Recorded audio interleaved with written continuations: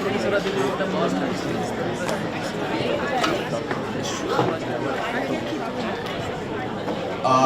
everyone. Welcome to the Martin Luther King celebration.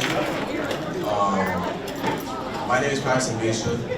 I'm a senior, and I'm a competitive hurdler and high jumper for the track team, and also participate in tenacity and premeditation. Good morning, everyone. My name is Mary Olu. I'm a sophomore, an e-board member of the Poetry Club, student council, and a member in the Tenacity Challenge, and also one of your MCs for this event. Thank you all for being here today. We'd like to open this program with the Black National Anthem, sung by Jabari.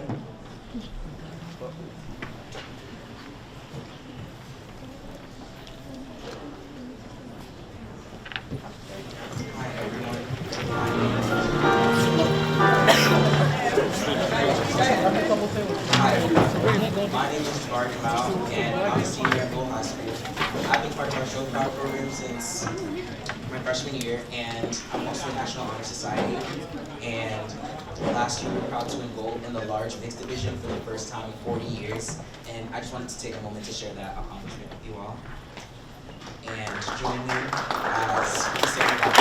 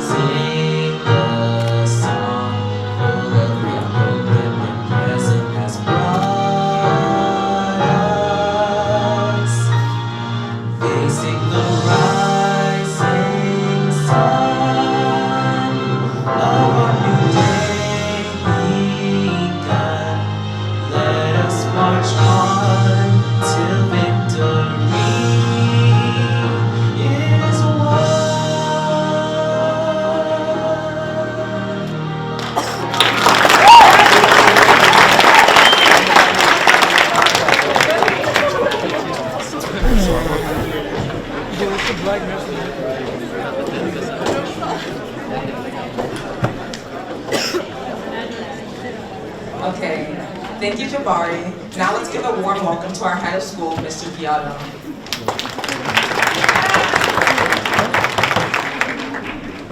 I want to thank everyone for being here today. I want to thank all of our teachers for bringing their classes. I want to thank Miss Yvette Cheeks for being behind this wonderful event, Mr. Thornton for helping organize it, and for our MCs today. And we'll also thank our guest speaker in a moment. Did you guys know, maybe you didn't know this, but now you should know, Lowell High is the biggest school in the state of Massachusetts. We are number one. We have the most students. We just passed Brockton High this year. I would argue we're also the most diverse school in Massachusetts. I don't know that for a fact, but I don't think any other school is more diverse than us, because we have hundreds of, I wouldn't say hundreds, dozens of languages, hundreds of stories, and a host of dreams in this cafeteria. And our diversity isn't a modern day statistic, it's our oldest tradition. Because I don't know if you guys know this, long before the marches of the 1960s, and Lowell was a battleground for freedom, in 1843, this is a little history, right? While the rest of the country was deeply embedded in the segregation of our country, a young woman named Caroline Van Vronker attended the same Lowell High School as you as a student, making Lowell High School the first integrated public school in America. So we've been practicing Dr. King's network of mutuality for over 180 years. We have a mural that was recently painted by our own students and our staff to reflect that mutuality and that spirit of Martin Luther King Jr. on our walls at Lowell High School. So we don't just celebrate a man from the past, we celebrate the fact that the future he dreamed of is sitting right here in this cafeteria today, in these seats. Let's get this program started, and I want to thank you for being here today.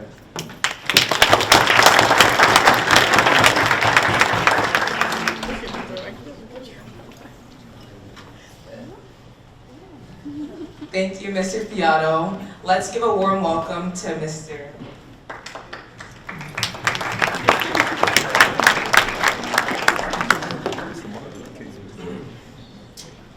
So, to Mr. Terrence L. Parker, who attended Worcester State College, where he became the first African-American ice hockey player.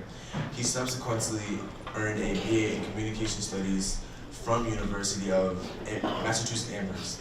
Upon graduation, he worked for the federal government of the U.S. Department of Treasury and Administrative Office of United States Courts. He attended Suffolk University Law School, where he graduated with honors, earning the Amger Award for the highest grade in civil trial practice. While in law school, he served as a law clerk for a federal magistrate judge. Immediately upon graduation, he became Associate General Counsel to the second largest authority housing in Massachusetts. He has held a variety of leadership positions with many legal bar associates. He founded Parker Law Offices over 3.5 decades ago. During his legal career, Parker achieved many firsts. Parker became the first African-American chair of the Massachusetts Bar Association Young Lawyers Division, as well as the first president of African-American of the Middlesex County Bar Association. He is an elected official of the town of Bedford, becoming its first African-American member of its select board in 2025. He is currently a practicing attorney licensed in Massachusetts, Rhode Island, and Washington, D.C. He is a member of the First Circuit Court of Appeals, the U.S. District Court for the District of Massachusetts, the U.S. District Court for the District of Rhode Island, the Court of Appeals for Veterans Claims, and the U.S. Supreme Court Bar. He has been a featured speaker on BET and at several colleges and universities, as well as newly admitted Massachusetts lawyers. He is married and has 4 adult daughters. With that being said, let's welcome Mr. Parker to the front.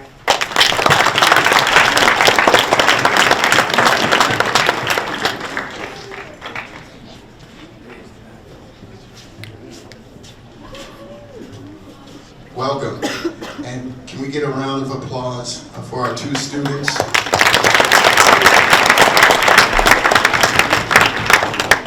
It's not very easy talking in front of a crowd, particularly if you're not used to doing that.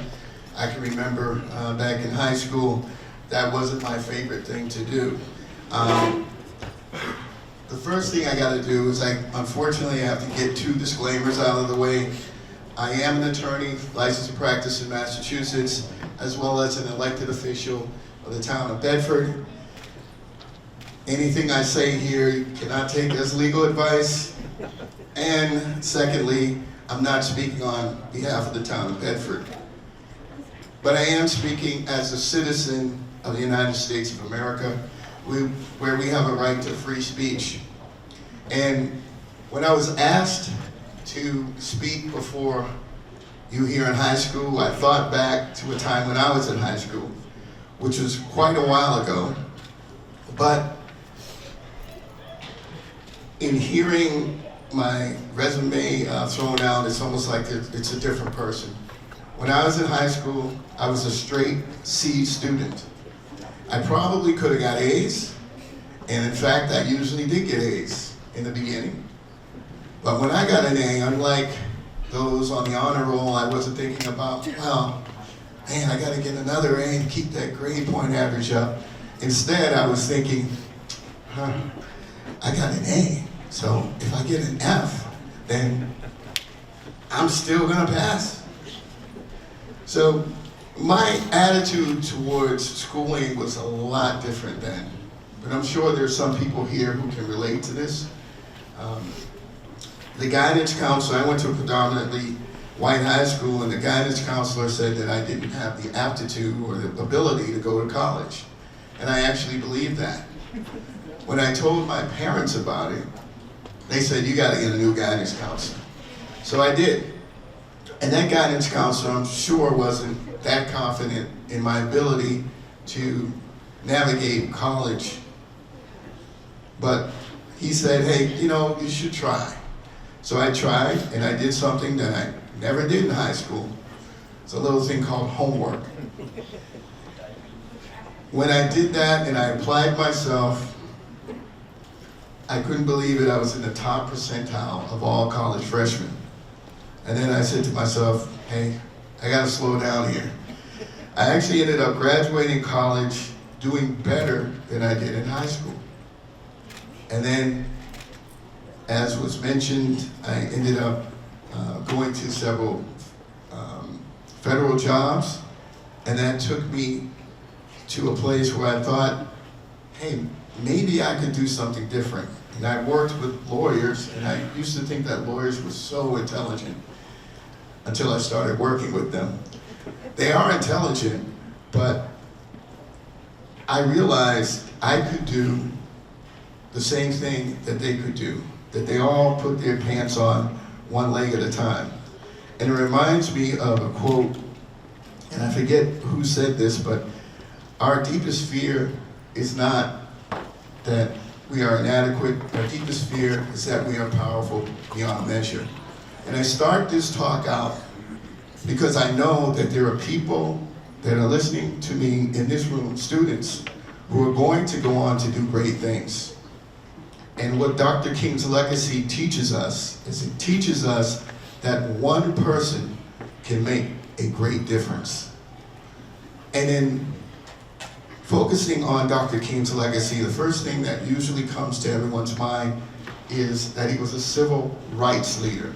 And I emphasize the word rights, because all of our rights here in America, whether you're a citizen or not, come from one document, the Constitution of the United States. And I know each and every one of us has a tendency to look at our phones and look at computers, and go on the internet and look at YouTube and Instagram, and for you old folks, Facebook, and TikTok as well. And we do it for our own entertainment and our own pleasure. We watch sports, we pick up the latest dance trend, or, and sometimes we just look at cat videos. Whatever it is, that's what it has a tendency to take up our time. But I would challenge you today, after hearing me talk, to go on the internet and look up the Constitution of the United States, and particularly focus on the first 8 amendments, because those are where your rights emanate from. Now, the topic of the day seems to be deportation. And I want to touch upon that a little bit, because the 4th Amendment of the Constitution is implied every time someone is accosted, stopped, or arrested. And believe it or not, Dr. Martin Luther King Jr.'s words speak to that. Even though it was a while ago, more than 60 years ago, Dr. Martin Luther King Jr. stood before the nation and shared a dream that freedom, fairness, and dignity would be granted to all people. He spoke with hope, courage, and a faith that America could become more just. Today, that dream still speaks for us. It speaks to people who are treated unfairly. It speaks when the laws are used in a way to create fear instead of safety. And it speaks when we are asked to decide whether the Constitution protects everyone or only some. Today I want to show you how Dr. King's words connect to an important issue in our country today, deportation, and how the 4th Amendment helps guide us toward justice. Dr. King's vision of justice was strong, King believed that America's greatness did not come from power, but from principle. He taught that every person has dignity simply because they are a human being. That dignity does not depend on race, does not depend on wealth, accent, or where someone was born. One of his most powerful quotes was this, and I quote, "Injustice anywhere is a threat of justice everywhere." It's a threat to justice everywhere. Dr. King understood that when governments treat one group unfairly, freedom becomes weaker for everyone. That belief helps us understand why constitutional rights, particularly the Fourth Amendment, still matter deeply today. Deportation is often discussed in the context of numbers or laws or headlines. But Dr. King reminded us to always see the people behind the policies. People facing deportation are not strangers. They are parents trying to protect their children, students chasing their dreams, workers supporting families, and neighbors contributing to their communities. Dr. King believed laws should lift people up and not just push them into fear. He warned that when people live in constant fear, government, and indeed democracy itself, begins to break.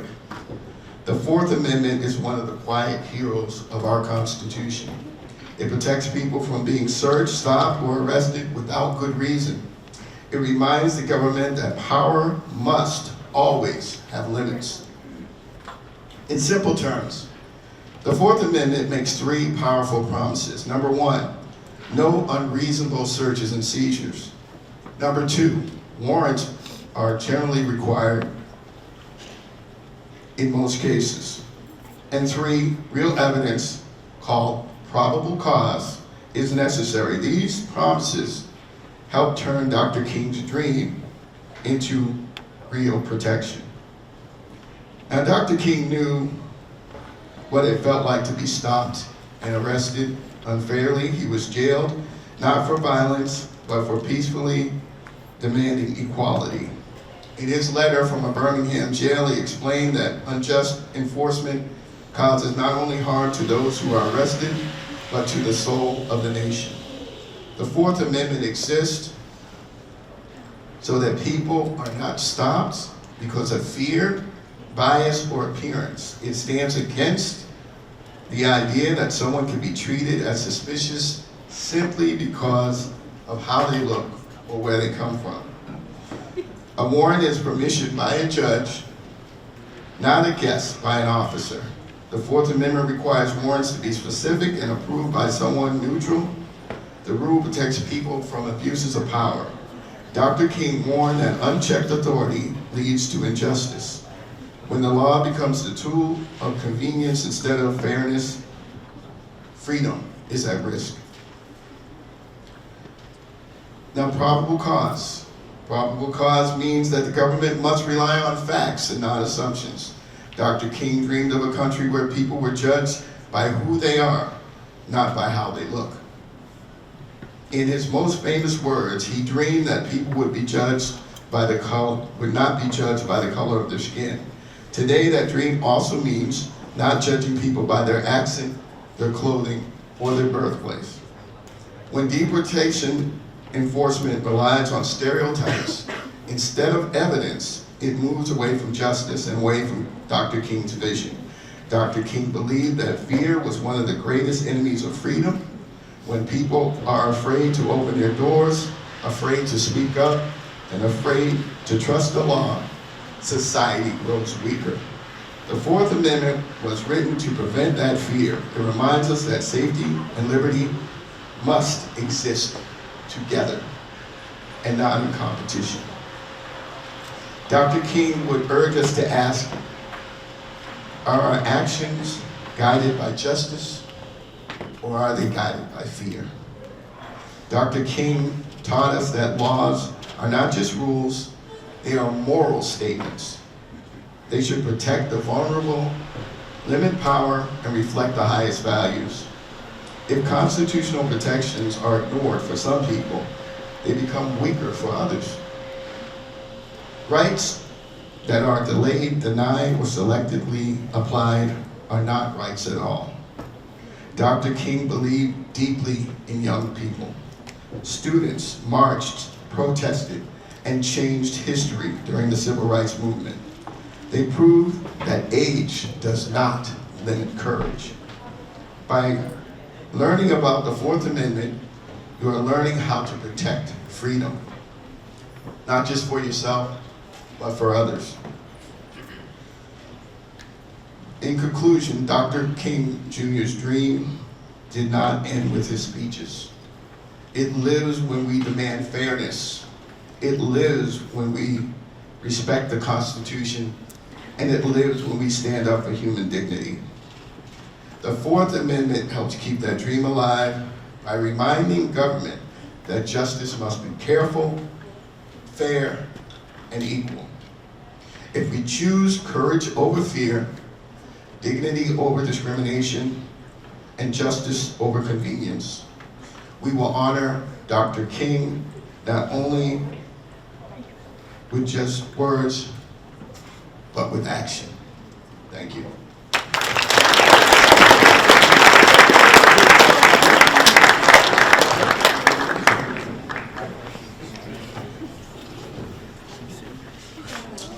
Thank you very much, Terrence. Well, that's getting close to wrapping up to it, but yeah. Yeah. So, does anyone have any questions for them? Any questions about him or about the speech? I think I. Okay, what would you say pushed you into pursuing law? Did you grow up observing injustice, or was it a passion you've always had? And if so, what advice would you give to students who are interested into developing a career in law? That's an excellent question. Believe it or not, I shortened that up and never give a lawyer a microphone. I was always told that I was somewhat argumentative, but I always spoke up for the rights of others. And I went in a work environment where there were people that were going to law school. And I said, you know, I think I can do this. And I remember when I first applied, I told someone about it, and he sort of laughed, like, what do you know about law school? So to answer your question, it wasn't anything that I thought about my whole life. It was something, I just had a feeling, something I can do. And never let someone tell you that you can't do something, because you're a lot more powerful than you think. Thank you.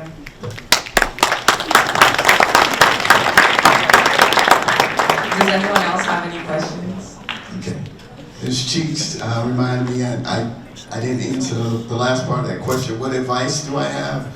I would say just make sure that you're aware of current events. Try to approach someone who is in the law. I'm very approachable. A lot of people I know who are attorneys, if you go up to them and say, hey, I'm interested in becoming an attorney or interested in doing something within the law, they will help you. Thank you.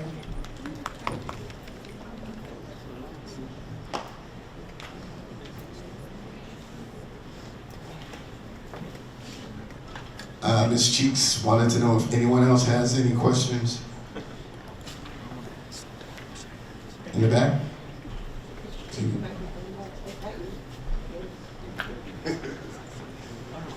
Can you just raise your hand if you have a question, please?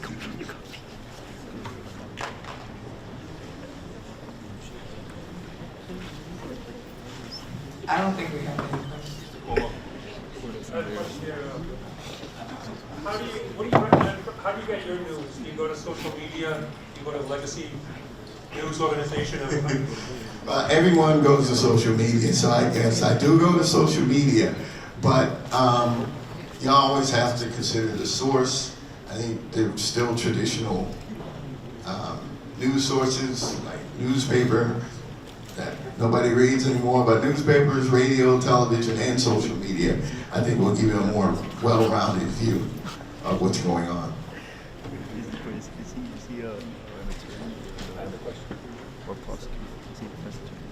I found out we went to Worcester State. I went to Worcester State as well. But I don't know if I was probably there way before you. So being the first African American to play ice hockey at Worcester State, is that right? Did you face any racism or discrimination, and how did you deal with that if you did? Do we have another hour or two? I did. And I'll tell you a quick story. One time I was playing and I was in the penalty box, and there was a parent who was climbing up the glass, making monkey noises at me. And I can remember being 18 years old, and at first I was terrified. I was like, this person's crazy. But then I thought, I got full gear on, and I have a hockey stick. So if he comes in here, there's going to be problems. Unfortunately, there weren't any problems. But yes, I did face all kinds of comments. What are you doing here? This is not basketball, et cetera, et cetera. But again, I never let someone define me, put me in a box, and say I can't do something. I have a question. If you're going to be a lawyer,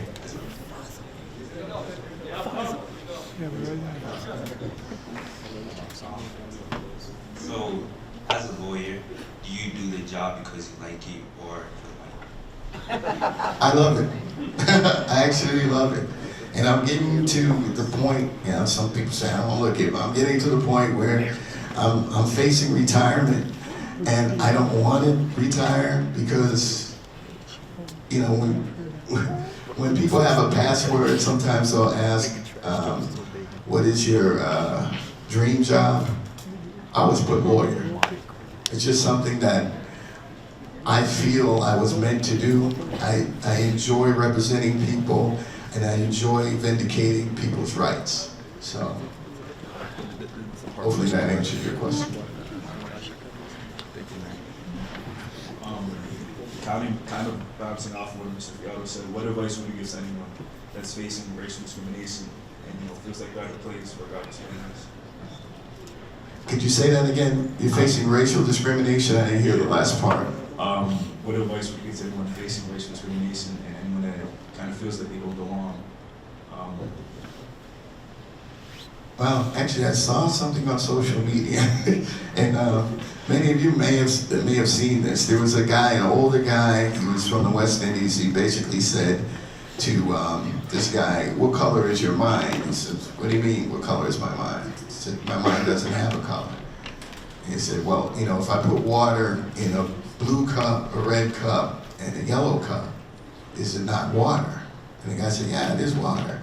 He said, "Well, we've all been trained to look at the outside of people, but everyone's the same inside." And so what I would say to you is, you know who you are, and you know your abilities. The best thing that you can do is just drown out all the noise and do what you know you can do. And don't let anyone tell you that you can't do it. And it'll get done.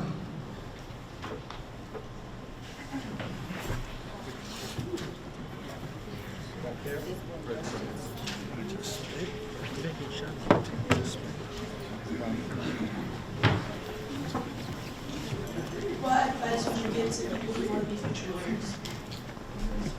I didn't hear that. I'm sorry. What advice would you give to people who want to be future lawyers? We need more lawyers. We need people that understand the law and that will protect the law. So if you want to be a lawyer, keep that dream alive. And I would say, unlike myself, focus on your schoolwork, because that's going to lay the foundation. It'll make it easier for you to get into college, and once you graduate from college, it'll make it easier for you to get into law school.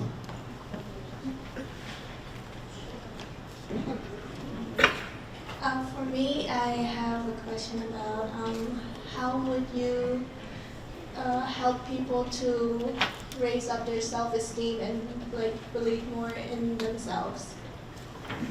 That's a very, very good question, and as you know, it's probably a very difficult one. I can just tell you what I did Because I was very, very shy. And I really didn't participate at all in high school.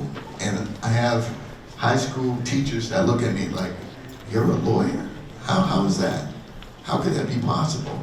But what I would say is try to get out of your comfort zone. And I know in college, I engaged in a lot of activities, not just ice hockey. I was on the newspaper club, I was in radio. At that time they had like a television club. I just immersed myself in different things and it brought my personality out. So I would say when you're nervous and you're uncomfortable, that's when you're growing. So that's what I did.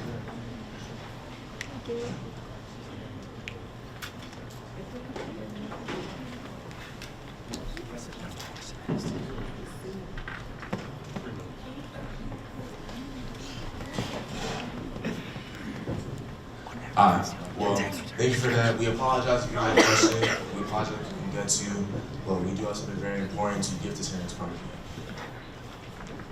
Presented to Terrence Parker, Martin Luther King Jr. guest speaker, January 22nd, 2026. Can we all give him a hand, please?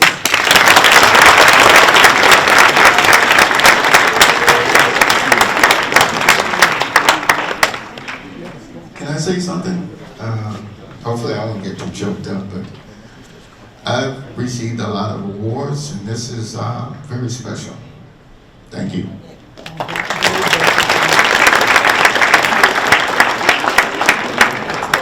As we're ending this program, we're going to invite Jabari up to sing again.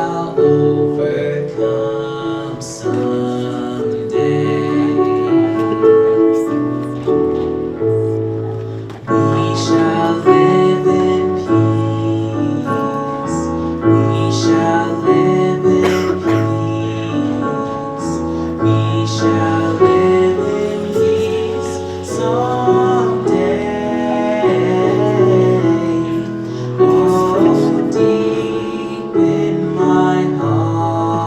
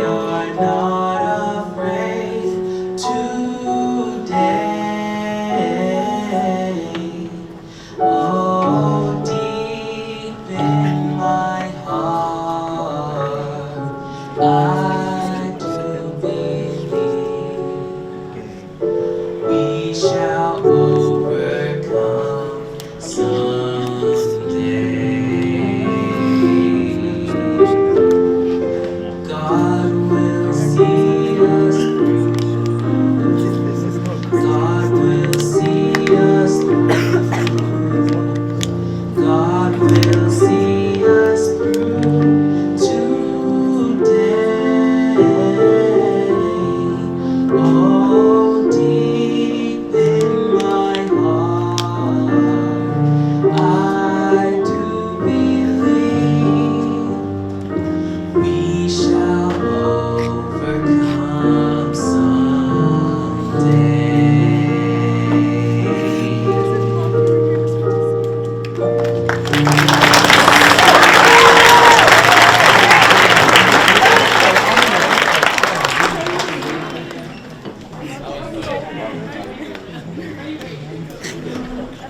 Thank you everyone for coming to our event today. We thank you, Mr. Parker, for giving us that speech. And yeah, have a great day, everyone. All right, guys, sit still. We got about 2 minutes till the bell rings. Just